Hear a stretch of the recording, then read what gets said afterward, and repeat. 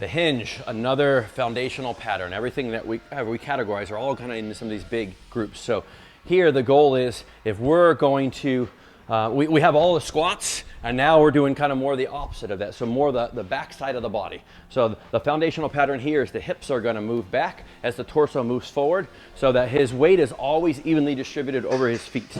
He's got equal balance from the base of the big toe, pinky toe, and the heel, and he's maintaining that the whole time. He's going to push his hips back until they stop moving, and that's where his in range is, and then he'll stand back up.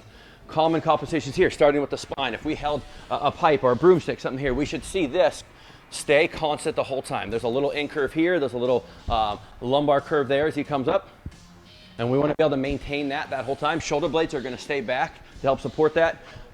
Looking at the torso, we want to keep position, some tension in here. So when he hinges back, he might get a little bit flexed or rounded. So what would that look like?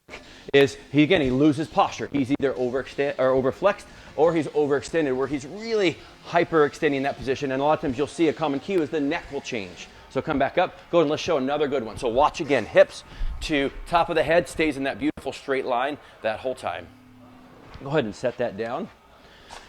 If you have dumbbells, great. Another thing that we like to use is barbells. Why the barbell? You can get some really good feedback because he's going to pull back using his lats a lot more to keep the bar in constant contact with his thighs. Go and do a couple reps. So if I came here and I tried to shove the bar away, I wouldn't be able to. Again, the lats will start up here at the shoulder blade and connect down here into the hips. So it's a really good spine stabilizer as he goes.